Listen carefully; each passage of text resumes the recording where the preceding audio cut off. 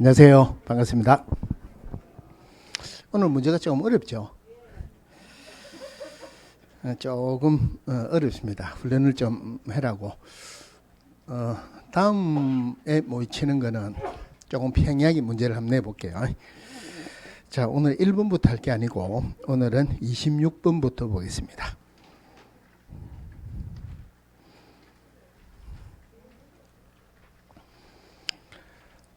자, 26번 협회 정리를 좀 하고 갈게요. 자, 협회 제일 처음에 봐야 되는 게 협회하고 관련되는 것은 초반에 전부 다가 하여야 한다. 강제상이 아니고 할 수 있다. 임의상이죠. 자, 협회는 법인으로 한다. 이 법인은 비영리 사단법인이에요. 그래서 우리 공인중개사법에서 별도로 규정하고 있지 않는 것은 민법의 사단법인 규정을 준용한다. 자, 법인으로 한다 하는 말은 무슨 말이 있어야 성립한다? 등기라는 말이 꼭 있어야 성립을 하죠. 자, 법인 설립할 때 절차를 보면은 물론 협회 설립할 때 법인이니까 법인 설립 절차하고 초반에는 똑같습니다. 처음에 발기인 총회를 거친다. 발기인 세자니까 300명 이상. 창립 총회 600명 이상이죠. 600명 이상 중에서 서울에서 100명 이상. 그 다음에 2개 이상을 시도해서 각각 30명 이상. 이거 맞습니까? 2개 이상의 시도에서 각각 30명 이상은 거래정보사업자 지정받을 때 요건이죠. 협회에서는 서울에서 100명이고 나머지 시도에서 각각 20명 이상 이러죠. 자, 여기에서 300명, 600명, 100명 요거 틀리게 자주 나오니까 기억을 잘 하시고, 총회 의결사항은 지체 없이 국장에게 보고합니다. 요 지체 없이라는 게 며칠 이내라고 틀리게 2번이나 나왔어요. 한 번 틀리게 나온 것은 자주 틀리게 나옵니다. 총회 의결상 국장에게 보고하는 것은 구체적인 숫자가 안 들어가고 지체 없이 보고한다. 그리고 협회 설립할 때는 국장에게 인가받습니다. 이거 허가주의를 택한다라고 틀리게 나온 적도 있었어요. 그런데 옛날에는 인가받음으로써 협회는 성립한다. 굉장히 자주 나왔어요. 협회는 법인이니까 반드시 등기함으로써 성립한다 이래야 되죠. 자, 협회 조직에 협회의 주된 사무소는 설득별시에 둔다 하는 규정이 있었는데 그 규정은 없어졌습니다. 그럼 지금 그런 규정이 들어가면은 틀렸죠, 그죠? 자, 협회는 지부나 지회를 둘 수 있다. 자, 지부, 지회 둘 수 있는데 일단 이것도 틀리게 한 2-3번 나왔어요. 처음에 구분해야 되는 게 하나는 시도에 하나는 시군구에 둘 수 있다. 지부, 지회, 지자가 또 똑같으니까 부하고 회만 구분하면 되죠. 부로 시작하는 제일 큰 도시가 부산이죠. 부산은 시도에 들어간다. 그래서 시도에 지부를 둘 수 있고 시군구에 지회를 둘 수 있다. 시군구에 지회를 둘 수 있다. 그런데 우리 공인중개사법 시험 칠 때 지문이 들어가고 안 들어가고 아무 의미가 없는데 사실은 그 지문이 들어감으로써 문제가 굉장히 어렵게 느껴지는 게 있어요. 대통령령이 정하는 바에 따라 국토교통부령이 정하는 바에 따라 이런 말이 들어오면은 지문이 어렵습니다. 그러니까 그런 것들은 가로치고 없다고 생각하고 그냥 넘어가세요. 대신에 거기에서 대통령령이다 국토교통부령이다 절대 들어가면 안 되는 게 3개가 있어요. 다른 말로 우리 시험 범위가 아닌 것은 대통령령 국토교통부령 들어가면 안 되죠. 그죠? 첫 번째가 우리 수수료 내는 것. 등록 신청할 때 수수료 낸다. 얼마 내는가 모르죠. 그죠? 아무도 모른다는 말은 시험 범위가 아니에요. 그래서 이거는 원칙적으로 지방자치단체 조례에 따른 수수료 낸다. 그 다음에 중개보수 계산할 때 제일 먼저 구분하는 게 주택이냐 주택외냐 구분하죠. 주택은 시도조례로 정한다. 이건 시험 범위가 아닙니다. 물론 주택외는 국토교통부령으로 정한다. 그래서 주택은 대통령령 국토교통부령 들어가면 안 되고, 또 하나가 어떤 지부에 어떤 시도에 지부가 있는지 어떤 시군구에 지회가 있는지 하는 거는 우리가 모르죠. 그죠? 모르니까 시험 범위가 아니다. 대통령령 국토교통부령 들어가면 안 되고, 요거는 정관이 정하는 바에 따라 지부나 지회를 둘 수 있다. 요게 국토교통부령이 정하는 바에 따라 지부나 지회를 둘 수 있다. 이래 놓으면 문제가 굉장히 어려운 문제가 돼요. 그러면 지부를 설치한 때는 시도의사에게 신고해야 되고 지회를 설치한 때는 등록관청에 신고해야 된다. 그럼 신고를 하는데 신고받은 시도의사나 등록관청이라 하더라도 절대 지부나 지회, 지도 감독할 수 없다. 협회든 지부든 지회든 지도 감독은 오로지 국토교통부 장관만이 할 수 있죠. 자, 그다음 협회의 업무에 고유 업무, 수탁 업무로 나눠지는데 고유 업무에 대해서는 별로 문제가 될 건 없습니다. 대신에 하나만 구분하면은 협회는 우리같이 공인중개사를 공부하는 사람을 위한 단체도 아니고 그렇다고 해서 공인중개사를 위한 단체도 아닙니다. 그런데 협회 이제 개업공개사는 협회 회원으로 가입해야 된다, 안 해야 된다. 해도 되고 안 해도 되죠. 그러니까 개업공개사를 위한 단체도 아니고 회원을 위한 단체예요. 그러니까 누구누구를 대상으로 하는 말에 개업공개사를 대상으로 이런 말은 전혀 없습니다. 누구를 대상으로 할 때는 회원을 대상으로 이런 말만 나와요. 별로 중요한 건 아닌데 그중에서 별도로 봐야 되는 게 협회의 고유 업무에 부동산 정보 제공에 관한 업무, 이 부동산 정보 제공에 관한 업무라는 게 부동산 거래 정보망을 설치 운영한다 이 말이에요. 현실적으로 현재로서는 협회 하나만 부동산 거래정보망 설치 운영하고 있어요. 저 거래정보사업자로 지정받았다 이 말이에요. 자, 구분해야 되는 게 우리 법인인 기업공개사 겸업할 수 있는 업무, 그중에서 기업공개사를 대상으로 하는 중개업에 관한 경영기법이나 경영정보 제공할 수 있죠. 절대 부동산 정보 제공에 관한 업무를 할 수 있는 것은 아니다. 구분하시고, 마찬가지로 협회에서도 부동산 정보 제공에 관한 업무를 할 수 있지 중개업에 관한 경영기법이나 경영정보 제공할 수 있는 것은 아니다. 두 개다가 같이 보세요. 자, 수탁 업무로 들어가는 게 실무교육, 연수교육, 직무교육, 교육에 관한 업무, 그리고 시험에 관한 업무, 수탁 업무로 들어갑니다. 자, 협회는 공제사업을 하여야 한다가 아니고 할 수 있다 이러죠. 공제사업을 하려는 경우 공제규정을 제정해서 국장의 승인을 받아야 된다. 물론 책임준비금을 다른 용도로 사용하려는 경우 물론 국장의 승인을 받아야 돼요. 책임준비금은 100분의 10 이상입니다. 그건 조심해야 되는 게 협회에서는 공제사업하고 다른 사업을 회계 처리를 별도로 해라. 이 돈 갔다 왔다 하지 말라는 말이에요. 그러면은 책임준비금은 공제사업에서 나와요. 그러니까 협회 총 수입액의 100분의 10 이상이 아니고 공제로 수입액의 100분의 10 이상으로 한다. 그 다음에 공제사업 운영 실적 공시는 매 회계연도 종료 3개월 이내 하죠. 원래는 2개월 이내 했는데 3개월로 바뀌었죠. 그죠? 물론 최근에 6개월 이내 공시해야 된다라고 틀리게 나온 적도 있었어요. 협회는 전부 다 국장 소관이니까 전부 다 국토교통부 장관이 한다. 통치고 별도로 틀리게 나올 건 없습니다. 대신에 단 하나 공제사업에 대한 조사 검사, 이 말은 돈 들어오고 나가는 것을 조사 검사하는 거예요. 국토교통부 장관은 돈 들어오고 나가는 거 전문가가 아니죠. 그래서 딱 한 번 나옵니다. 금융감독 원장은 국토교통부 장관의 요청을 받아서 공제사업에 대한 조사 검사할 수 있다. 그 다음에 운영위원회 보셔야 되는데 운영위원회는 중요한 건 아닌데 우리 법에 위원회가 두 개가 있죠. 그죠? 정책심의위원회, 운영위원회 서로 구분하셔야 돼요. 자, 정책심의위원회는 국토교통부에 둔다가 아니고 둘 수 있다. 그럼 정책심의위원회 위원장은 국장이 하는 것도 아니고 제1차관이 하는 것도 아니고 국장이 지명하는 것도 아니고 제1차관이 한다. 운영위원회 위원을 뽑기로는 국장이 뽑죠. 내보내는 거 나가는 것도 국장이 뽑습니다. 운영위원회 운영위원회 아니고 정책심의위원회, 정책심의위원회 7자니까 위원장 1인을 포함해서 우리나라 어떤 법이라도 위원장 1인을 제외한 이런 거는 안 나옵니다. 위원장 1인을 포함한 몇 명 이상? 7명 이상. 몇 명 이내? 짝대기 2개니까 11명 이내죠. 임기 2년이죠. 여기에는 연임에 관한 규정은 없습니다. 정책심의위원회 소집할 때 7자니까 7일 전까지 통보해야 된다. 물론 부득이한 경우는 하루 전까지 통보해도 된다.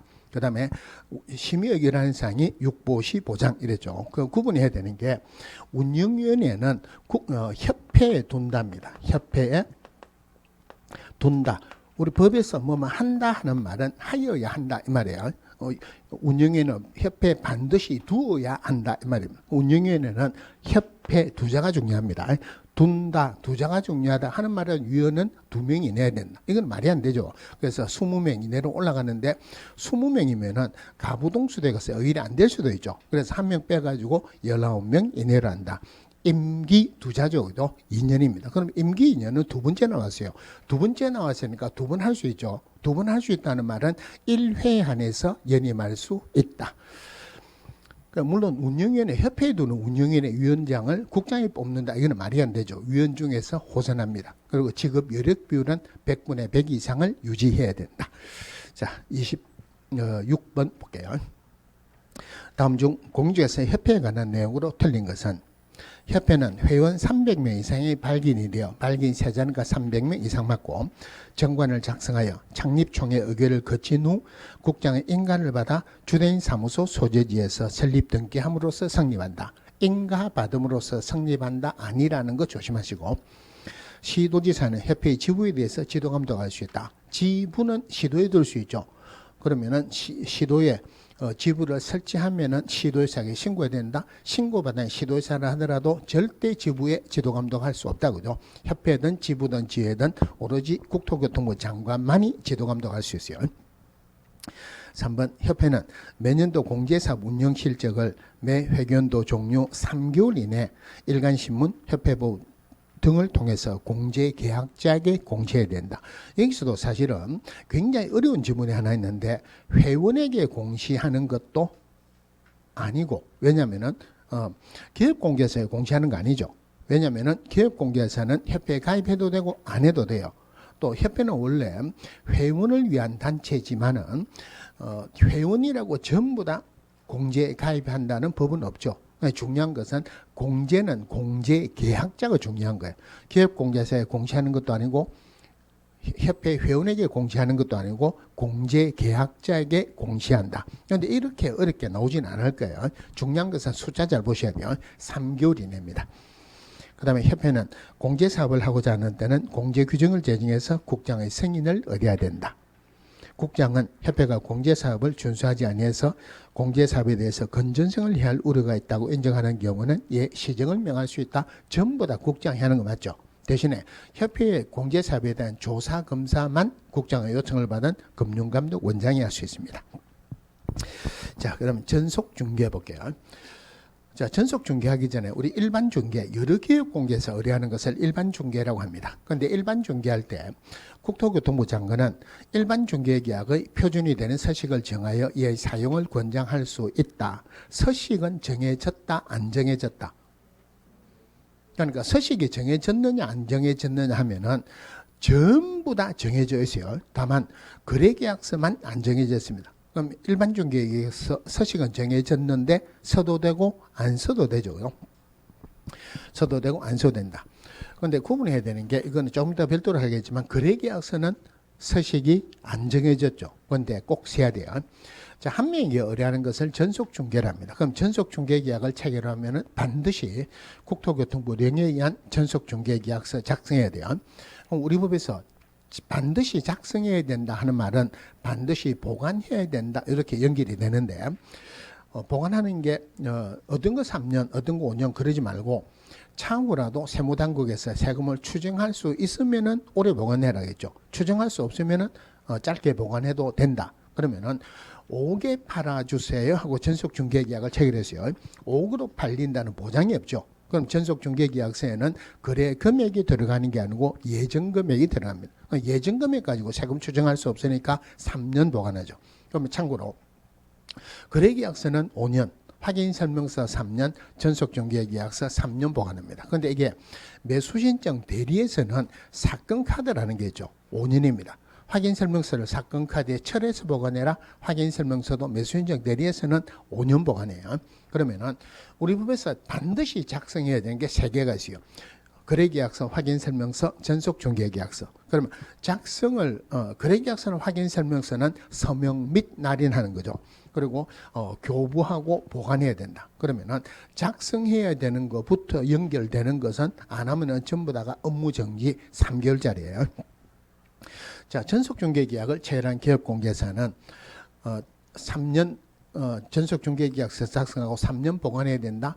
일반 중개계약이나 전속중개계약의 유효기간은 원칙은 3개월입니다. 주로 틀리게 나오면 6개월이라고 주로 나왔어요. 다만 반드시 3개월로 해야 되는 게 아니고 당사자 협의로 변경할 수 있다. 또 개업공개서 의무로서는 2주일에 1회 이상 문서로 반드시 문서로 업무 추진사항을 통보해야 된다. 자, 요거 2주일에 1회 이상 요거하고 2주일에 1회 이상 문서로 통보하는 것. 그다음에 정보 공개하는데 자, 정보 공개할 때는 문제의 핵심은 일간 신문을 찾는 거예요. 부동산 거래 정보망, 부동산 거래 정보망 또는 일간 신문 두 개 다 해야 되는 건 아니죠, 그죠? 부동산 거래 정보망 또는 일간 신문에 정보 공개되는데 미공개를 요청했다 그러면은 공개해서는 안 된다. 공개해서는 안 된다. 물론 일간 신문도 중요하고 이게 굉장히 중요한 숫자가 들어가요. 원래 공문이 하는 거는 7일, 개업 공개서는 10일이지만 예외적으로 7일 하는 거 두 개가 있죠. 첫 번째가 인장 변경 등록, 두 번째가 전속 중개계약 체결할 때 정보 공개하는 것, 요거 7일이죠. 그죠? 정보 공개하고 나면 의뢰인에게 공개했다고 지체 없이 의뢰인에게 문서로 통지해야 된다. 요거 2주일에 1회 이상 7일 이내, 요거 구분하세요. 그리고 또 정보 공개하는 것은 한 번 이상만 하면 됩니다. 물론 원칙적으로는 공개를 하는데 공개하지 말라고 하면은 공개를 안 하는 거지. 공개할 때 처음부터 공개할까요 말까요 동의를 받는 것은 아닙니다. 자, A가 갑에게 우리 집 팔아주세요. 전속중개계약을 체결했어요. 전속중개계약을 체결한다는 말은 다른 말로 하면은 유효기간 내에 다른 기업공개에서 의뢰를 안 하겠다는 약속이죠. 그 약속을 어기고 다른 기업공개에서 의뢰해서 거래를 했다. 약속 어겼으니까 중개보수에 해당하는 금액만큼 위약금을 지급해야 된다. 중개보수를 지급하는 건 아니죠. 또 A가 전속기업공개에서 통해서 알게 된 상대방과 기업공개서를 배제하고 당사자 간에 직접 거래했다. 이것도 약속 어겼으니까 중개보수에 해당하는 금액만큼 위약금을 지급해야 된다. 이것을 제일 많이 나오는 게 A가 스스로 발견한 상대방과 거래를 했어요. 스스로 발견한 상대방과 거래를 했다. 이럴 때는 절대 중개보수의 50% 지급하는 거 아니죠. 중개 소요된 비용의 50% 지급하는 것도 아니다. 그죠? 중개 소요된 비용을 지급하는데 최고가 중개보수의 50%예요. 그러니까 중개보수의 50% 범위 내에서 중개 소요된 비용을 지급해야 된다. 이게 전속중개에서는 제일 많이 놓은 거예요. 물론 A는 계획공개사가 확인 설명하는 의무를 이행하는데 협조해야 된다. 이런 의무도 있고, 자, 정보 공개를 하는데 정보 공개하는 내용은 문제는 나옵니다만은 굳이 외우지는 마세요. 어떤 내용을 우리가 꼭 확인을 해야 되냐면은 확인 설명서는 꼼꼼하게 보셔야 돼요. 그럼 확인 설명한 내용이 확인 설명서에 기재된다. 이렇게 생각하시면 돼요. 확인 설명서에 기재되는 내용이 확인 설명하는 사항이다. 이렇게 보시면 됩니다. 물론 법에서 규정된 확인 설명 사항하고 확인 설명서에 기재되는 사항이 똑같지는 않지만은 그거 틀리게는 안 나와요. 그러면은 자, 확인 설명하는 내용 우리 꼼꼼하게 보셔야 돼요. 그죠? 확인 설명서에 기재되는 내용 꼼꼼하게 보는데 정보 공개하는 사항에는 정보 공개하는 사항은 여기에 나오면 전부 다 이거라고 퉁치세요. 조금 비슷하게 나오더라도 똑같다고 퉁치고 넘어가세요. 그거 틀리게 안 나옵니다. 대신에 여기서 별도로 봐야 되는 게 제일 중요한 것은 권리관계 공개합니다. 권리관계라는 게 저당권이 있느냐 없느냐, 전세권이 있느냐 없느냐, 권리관계 공개하는데 권리자 주소, 성명 등 인적사항은 절대 공개해서는 안 된다. 이게 틀린 답으로 나온 게 한 70% 정도 나와요. 또 하나가 정보 공개를 한다는 말은 내가 얼마에 팔겠다 하고 공개하는 거예요. 아직 거래 계약이 체결 안 됐죠. 거래 금액이 아니고 거래 예정 금액이 들어갑니다. 그 다음에 공시지가 들어가죠. 자, 공시지가 들어가는데 임대차인 경우는 공시지가를 공개하지 아니할 수 있다. 그럼 공시지가는 반드시 공개되는 사항은 아니죠. 그죠? 물론 매매를 하면은 반드시 공개해야 돼요.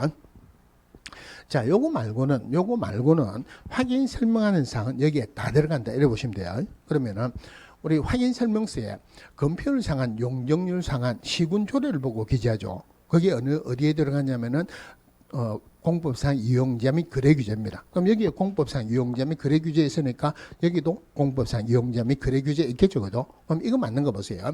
임대차인 경우는 공법상 이용자 및 거래 규제를 공개하지 아니할 수 있다 하면은 맞다 틀렸다? 이거 틀린 거예요.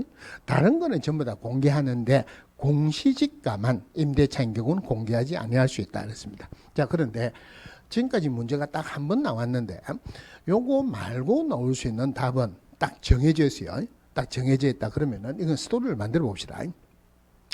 우리 거래계약서 교부할 때 교부하는 서류가 거래계약서 확인설명서 그리고 보증설정서류 4본을 교부합니다. 보수받은 영수증 우리 법에서 교부한다 안 한다? 영수증 교부하는 규정은 없죠. 확인설명서가 영수증의 역할을 대신합니다. 확인설명서가 영수증의 역할을 대신한다는 말은 확인설명서에는 중개보수도 들어가야 되죠. 중개보수 들어가야 돼요. 그러면은 중개보수를 받았다. 돈을 벌었어요. 마지막으로 뭐 내야 됩니까? 세금 내야 되죠. 그 세금은 아니지만은 취득 시 필요한 조세의 종류 및 세율, 취득조세. 자, 요거 두 개는 확인 설명에는 있지만 여기에는 안 들어갑니다. 이제 여기 답으로 너무 어려워요. 그러니까 이거 별도로 보시고, 물론 중개보수, 취득조세는 정보 공개하는 상에도 안 들어가고 거래계약서에도 필수적인 기재사항은 아니다. 그러니까 이거 굳이 다 외울 필요가 없고 답으로 나올 것만 이래 보시면 돼요. 자, 그럼 이건 맞는 거 보세요. 자, 기업공개서가 전속중개계약을 체결했을 때 반드시 전속중개계약서 작성하고 3년 보관해야 된다. 다만 공인전자문서센터에 보관된 경우는 그러하지 아니하다 하면은 맞다 틀렸다.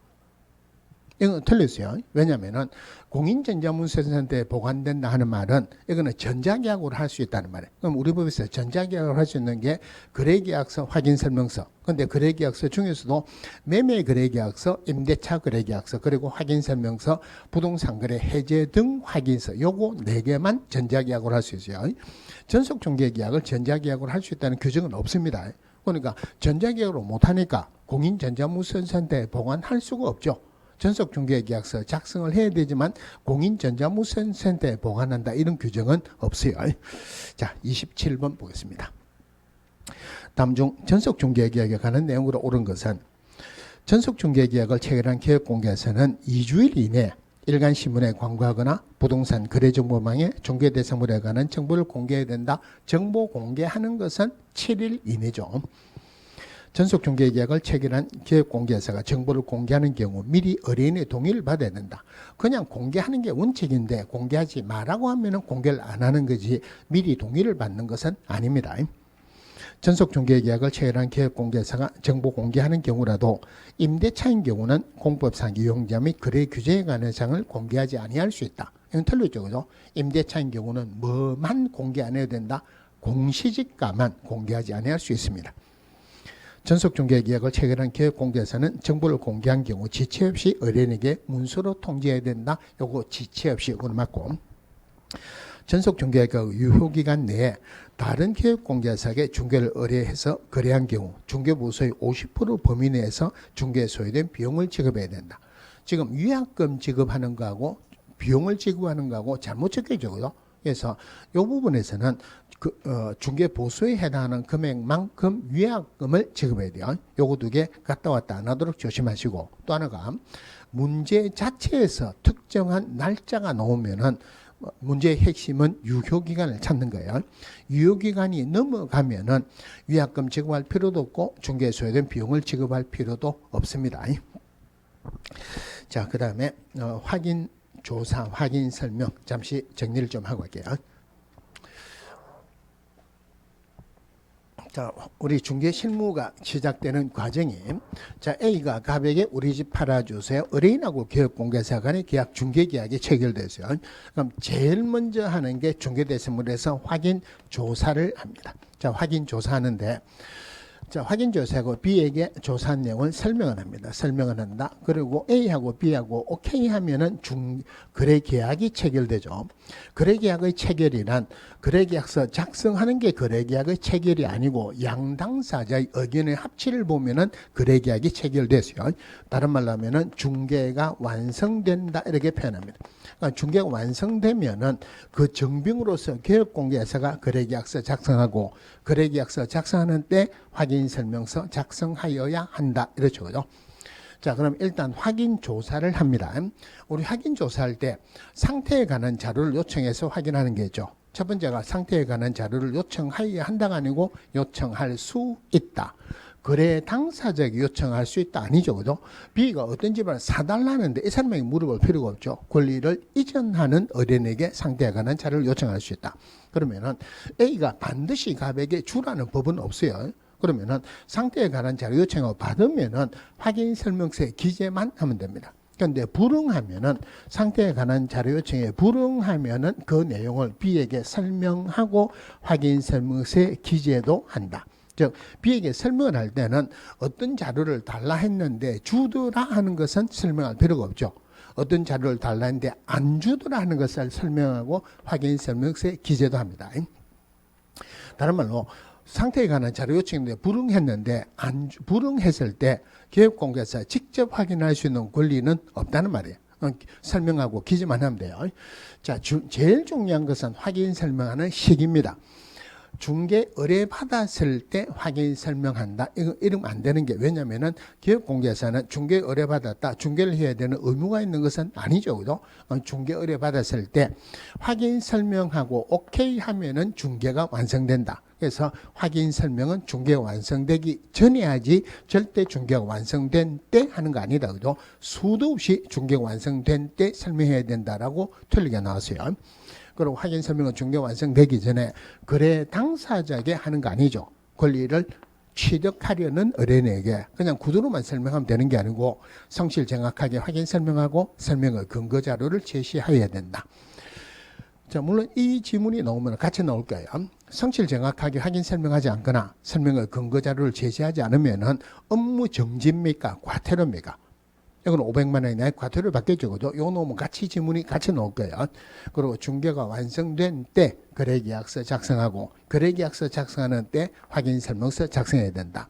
즉 의뢰인이 요청하는 경우를 하더라도 거래계약서는 확인 설명서를 중개 완성되기 전에는 작성할 수 없다는 말이에요. 자, 확인 설명을 하는데 확인 설명하는 내용이 확인 설명서에서 문제가 나와요. 확인 설명서 1, 2, 3, 4, 4개가 있죠. 그죠? 자, 4개가 있는데 영문으로 된 것도 있습니다. 그런데 영문 봐야 됩니까? 안 봐도 됩니까? 안 봐도 되죠. 그죠? 봐봤자 모르죠. 여러분들이 모르는 게 문제가 아니고 출제위원이 영어 모른대요. 나올 수가 없겠죠. 그죠? 국문만 보면 돼요. 그 중에서 확인 설명서 1 주거용만 보시면 됩니다. 2 비주거용, 3 토지, 4 임목 공장재단, 광업재단은 1에 있는 게 있느냐 없느냐 요거 비교만 하면 돼요. 그럼 크게 구분해서 확인 설명서 1에 기본 확인사항이 있고 그 다음에 세부 확인사항, 중개 보수 이렇게 나오죠. 자, 기본 확인사항 첫 번째 중개 대상물의 표시입니다. 자, 중개 대상물의 표시는 토지는 토지 대장을 봅니다. 건축물은 건축물 대장을 봐요. 자, 확인 설명서 4가 문제가 나올 거는 별로 없습니다. 그런데 그 중에서 제일 중요한 게 자, 임목이 있다는 사실관계는 토지 등기부 표제부에 기재한다, 갑구에 기재한다, 을구에 기재한다. 사실관계 기재는 표제부 기자죠. 토지 등기부 표제부 기자니까 확인 설명서 4는 토지 대장이나 건축물 대장을 보는 게 아니고 토지 등기부를 봐야 해요. 자, 그거 조심하시고. 자, 그럼 여기서 위반 건축물 인지는 뭐를 보고 확인한다? 당연히 건축물은 건축물 대장을 보고 기재합니다. 그런데 건축물에 보면 표시에 방향이 있어요. 그러면 건축물에 대해서는 나머지는 전부 다가 건축물 대장을 보는데 건축물의 방향은 건축물 대장에 안 나옵니다. 그럼 건축물 대장에 안 나오면 현장에 직접 가서 확인해야 되겠죠. 그러니까 직접 가서 확인하는데 주택은 거실이나 안방 등 주실을 기준으로 하고 그 밖의 건축물은 주된 출입구 방향을 기준으로 한다. 자, 여기서 하나 중요한 게 하나 있는데 내진 설계는 건축물이 중요합니까? 토지가 중요합니까? 건축물이 중요하죠. 그러니까 건축물 부분에 확인 설명서 1, 2예요. 그럼 거기에 보면 내진 설계 여부 그리고 내진 능력이 있습니다. 그러면은 요즘은 내진 설계 안 되면은 건축허가 안 내주죠. 그럼 요즘 들어간 집에 그 집에 내진 설계돼 있느냐 하면은 돼 있다는 건 주로 알겠죠. 내진 능력이 어느 정도 되느냐 물어보면 압니까 모릅니까? 모르죠. 그죠? 그럼 다른 말 내진 설계, 내진 능력은 물어봐서 확인할 거는 아니다. 그럼 이거 건축물 부분이니까 건축물 대장을 보고 기재한다 이 말이에요. 자, 두 번째가 권리관계입니다. 권리관계가 등기부에 기재되는 사항이에요. 그러니까 여기서는 별도로 봐야 되는 게 임대주택 등록 여부입니다. 임대주택 돼 있는지 안 돼 있는지. 그럼 확인설명서 1, 2, 3, 4 중에서 임대주택 등록 여부는 확인설명서 1, 2, 3, 4 중에서 어디에 나옵니까? 1에 나오는 게 맞죠, 그죠? 그런데 이거는 별도로 안 받으시면 무조건 틀립니다. 2에도 나와요. 확인설명서 2에도 나옵니다. 어떤 의미로 그래 보시느냐 하면은, 자, 우리 그 주택임대차 보법에 그 주택은 주거용이죠. 그 주거용인데 공부에 기재가 됐든 안 됐든 건축물 대장에 기재가 됐든 안 됐든 등기가 됐든 안 됐든 아무 상관없이 주거용 건축물에 적용을 합니다. 그러면은 지금 우리가 앉아있는 이 건축물은 주거용 건축물이 아니죠. 그럼 여기에 업무용으로 빌려가지고 주거 목적으로 쓰면은 주택임대차법 적용을 안 해요. 그런데 이 비주거용 건축물에 주거용으로 빌려가지고 주거용으로 쓰게 되면은 이것도 주택임대차법 적용합니다. 그럼 이것도 임대주택 등록 여부가 될 수가 있겠죠. 그죠? 임대주택 등록 여부는 확인설명서 1뿐만이 아니고 2도 같이 들어가요. 자, 이게 제일 중요한 부분이 임대주택에 관한 권리 의무에 관한 사항을 임대인에게 설명해야 된다. 임차인에게 설명해야 된다.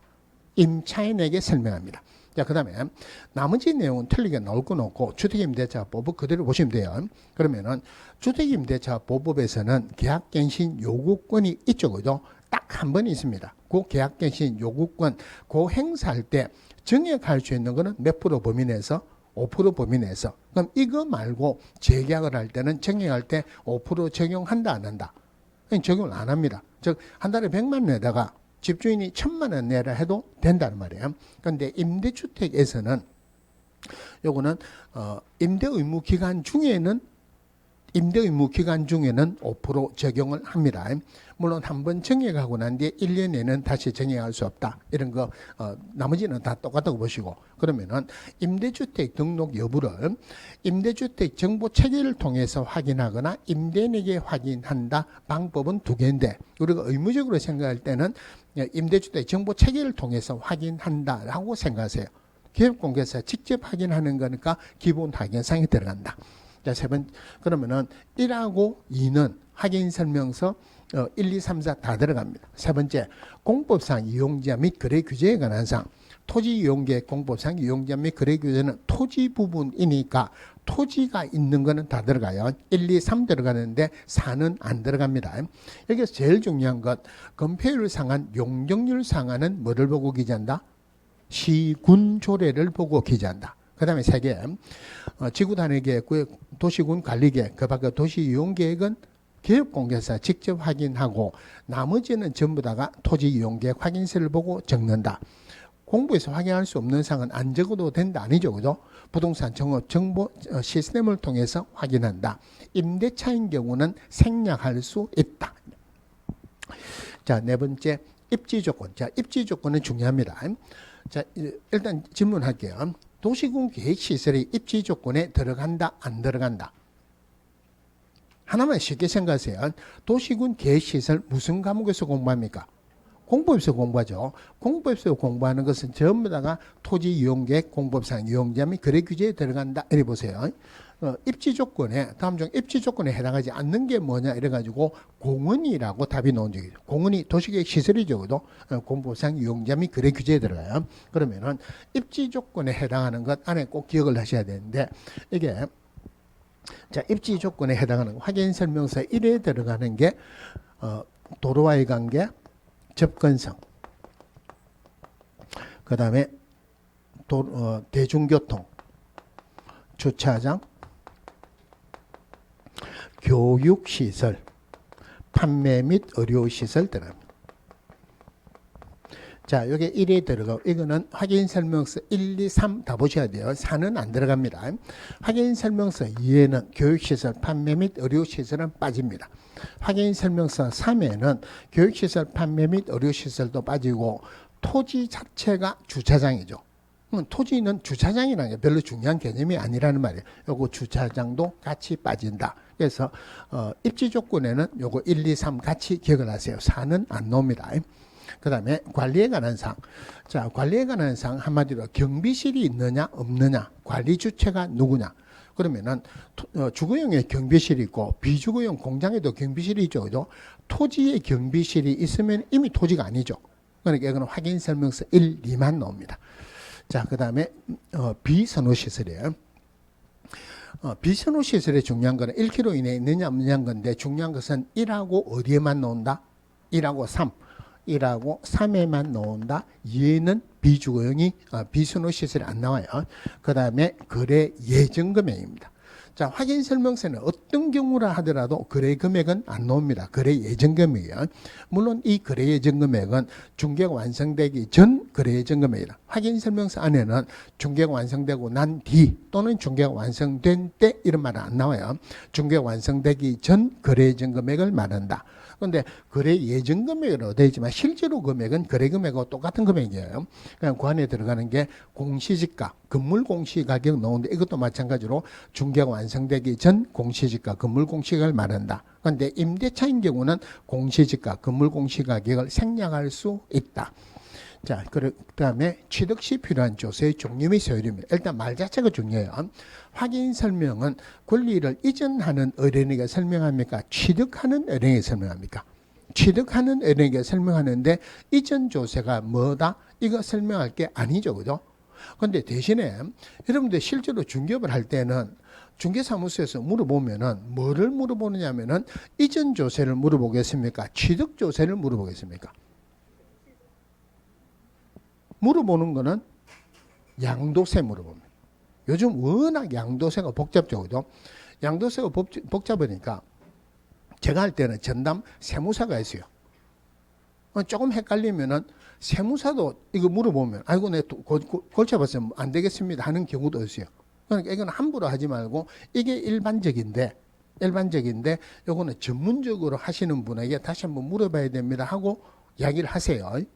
어떤 경우가 있었냐면은 누가 한 달 정도 됐어요. 집을 판다고 왔어요. 자기가 한 3억 정도의 집을 샀습니다. 한 2년 반 정도 됐어요. 집을 샀는데 지금 파는 가격이 한 5억 정도 돼요. 2년 만에 2억 벌었으면 많이 벌었죠. 그죠? 그런데 실제로는 작년에 우리나라 집값이 엄청나게 올랐어요. 2년 만에 2억 버는 건 엄청나게 올랐는데 문제는 뭐냐면 다른 데 비하면 그렇게 많이 올란 건 아니다는 말이에요. 옆에 중개사무소에 가가지고 이거 팔면 세금이 얼마나 나오겠습니까? 한 5천만 원 나오겠습니까? 이러니까 중개사무소에서 한 그 정도 나올 겁니다. 그래서 내가 팔아야 되겠다. 그러다가 제가 월요일 날은 중개사무소에 조금 오래 있는 편이에요. 이상하게 월요일 날은 밤에 손님이 좀 많이 와요. 오더만은 이거 파는데 얼마나 세금 나오겠습니까? 한 5천만 나오겠습니까? 이러더라고요. 5천만 원가 안 될 건데요. 정확하게 얼마 나오겠습니까? 이거는 제가 사실 확답을 드리기가 어렵다. 자기도 세금이 어느 정도 확정이 돼야지 팔 건가 안 팔 건가 이걸 확인해. 세무서에 확인해 보니까 세금이 1억 2천만 원 나와요. 5천만 원 나온다 하고 팔았으면 큰일 날 뻔했죠. 실제로는 물어보는 거는 취득세보다는 양도세를 훨씬 많이 물어봅니다. 그런데 여기서는 취득하는 의뢰인에게 설명하니까 취득조세예요. 절대 이전 시 들어가는 조세 아니죠. 그죠?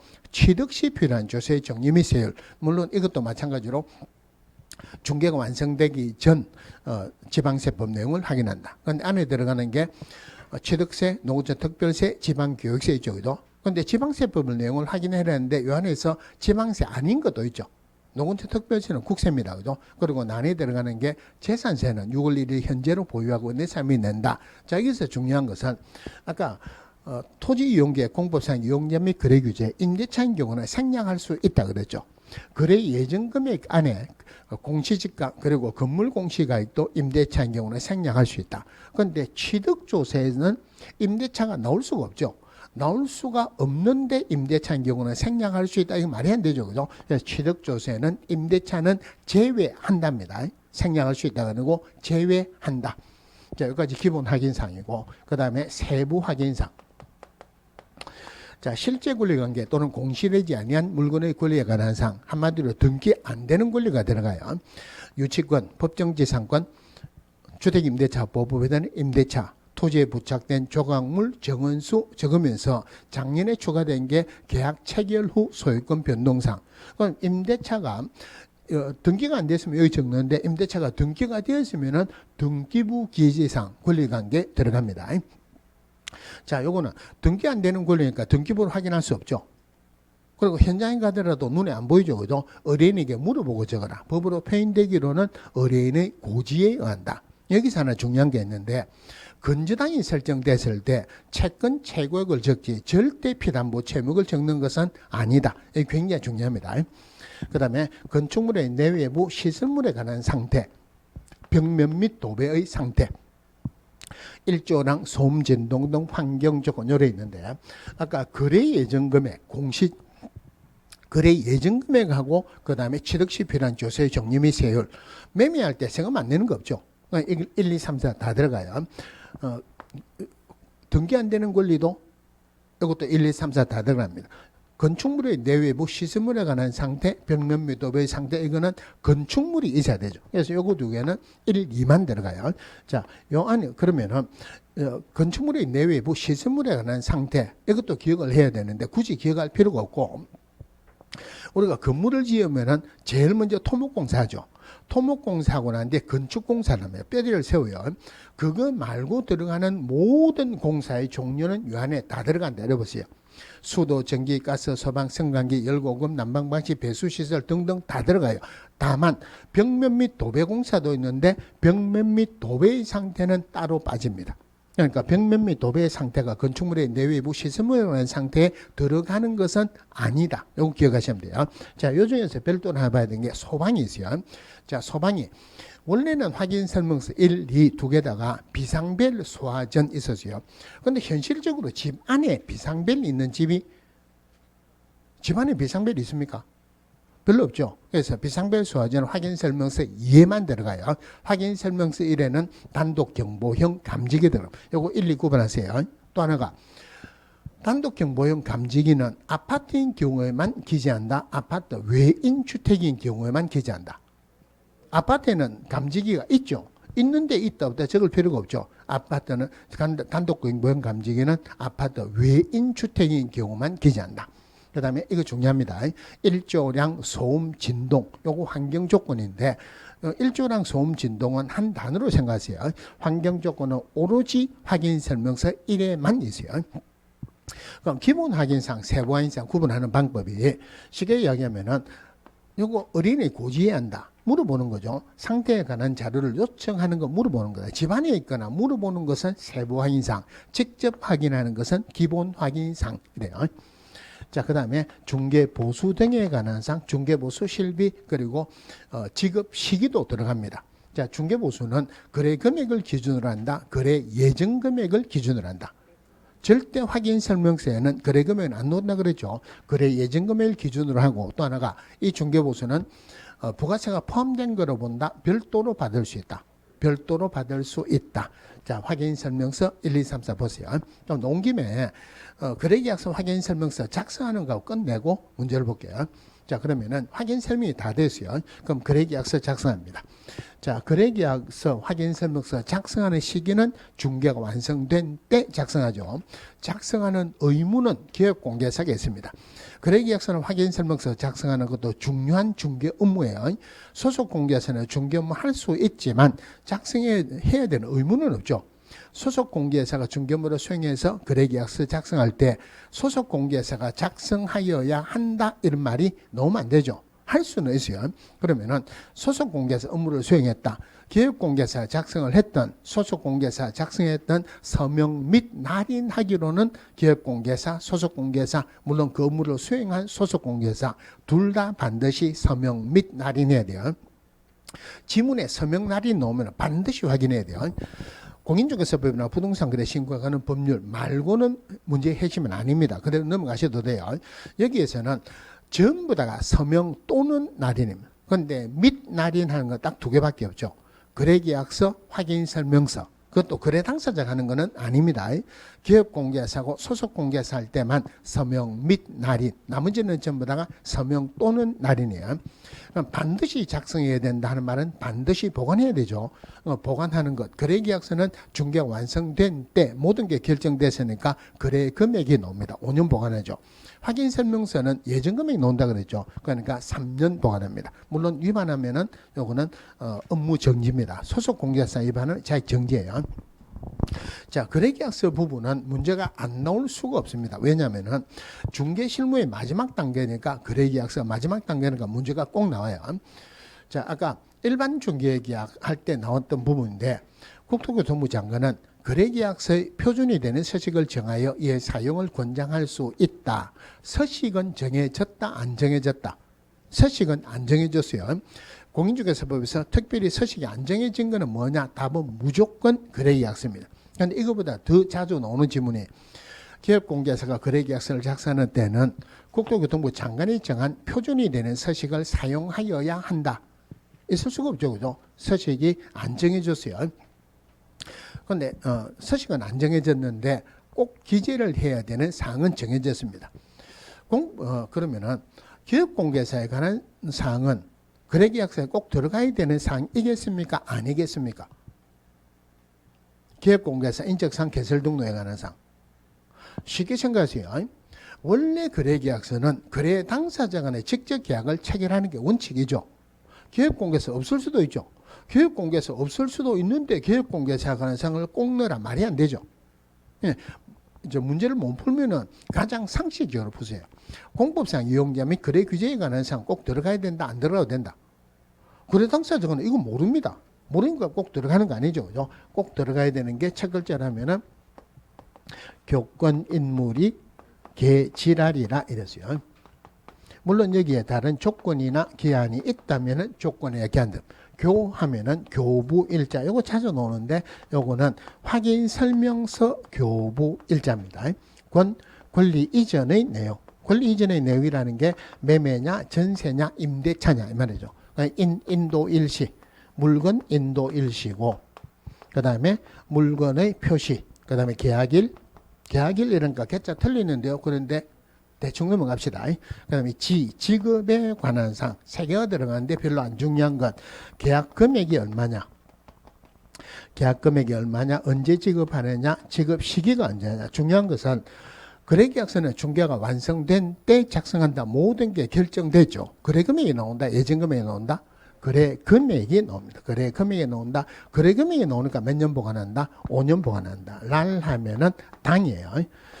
자, 그러면은 거래계약서의 필수적인 기재사항이 아닌 것은 뭐냐? 한 문제로도 나오고 지문 하나로도 자주 나옵니다. 그럼 중요한 것은 교권인물이 개지랄에 이렇게 하면 되는데 틀린 것을 외울 필요는 없어요. 그런데 틀린 거는 공부를 할 때 같이 해놓으면 문제가 나오면 좀 쉽게 풀 수 있겠죠. 아까 확인 설명하는 사항에는 들어가는데 중개 정보 공개할 때 안 들어가는 거 두 개가 있었죠. 중개 보수, 취득 조세 들어가는 거 아니죠. 물론 기업공개사에 관한 사항도 꼭 들어가는 건 아니죠. 그 다음에 교권인물이 개지랄이라 공 이런 거 없죠. 공법상 이용자 및 거래 규제에 관한 사항. 자, 이런 것들도 들어가는 건 아니다. 그죠? 굳이 구분하자면은 아까 정보 공개할 때는 권리 관계가 들어갔어요. 그 권리 관계는 저당권이 있느냐 없느냐, 전세권이 있느냐 없느냐 이거고 여기는 권리 이전의 내용, 매매냐, 전세냐, 임대차냐, 권리 관계가 들어가는 것은 아니다. 주로 틀리게 나오면 이런 것들이 틀리게 나올 거예요. 그런데 이거를 공부할 때 하는 건데 문제가 중요한 것은 교권인물이 개지랄이라 이게 훨씬 중요합니다. 자, 28번 보겠습니다.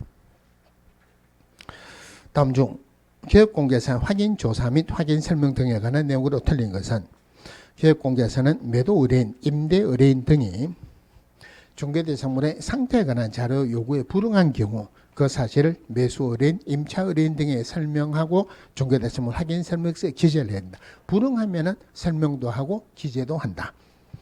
자, 기업공개사는 확인 설명을 위해서 필요한 경우에는 중개대상물의 매도 의뢰인, 임대 의뢰인 등에게 벽면 및 도배의 상태에 관한 자료를 요구할 수 있다. 자, 이게 상태에 관한 자료 요구하는 게 세 개가 있죠. 첫 번째가 건축물의 내외부 시설물에 관한 상태, 벽면의 도배 상태, 일조량, 소음, 진동 등 환경 조건, 상태에 관한 자료 요구할 수 있다. 맞고, 기업공개에서는 중개를 의뢰받은 경우에는 중개가 완성되기 전에 중개대상물에 관한 권리를 취득하고자 하는 중개 의뢰인에게 성실 정확하게 설명하고 토지대장 등본, 등기상 증명서 등 설명의 근거 자료를 제시해야 된다. 확인 설명할 때 절대 중개가 완성된 때 하는 거 아니죠. 완성되기 전에 거래 당사자에게 하는 게 아니고 권리를 취득하려는 의뢰인에게.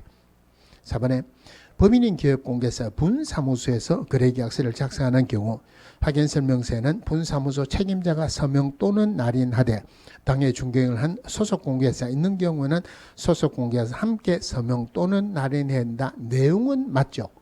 그런데 서명 또는 날인입니까? 및입니까? 이거는 및 들어가야 되죠. 틀렸고. 자, 기업공개사는 중개대상물 확인설명서를 작성하여 거래 당사자에게 교부하고 원본, 사본 또는 전자문서를 3년간 보존해야 된다. 확인설명서는 어떤 경우에도 거래금액은 안 나오고 예정금액이 나오니까 3년 맞죠.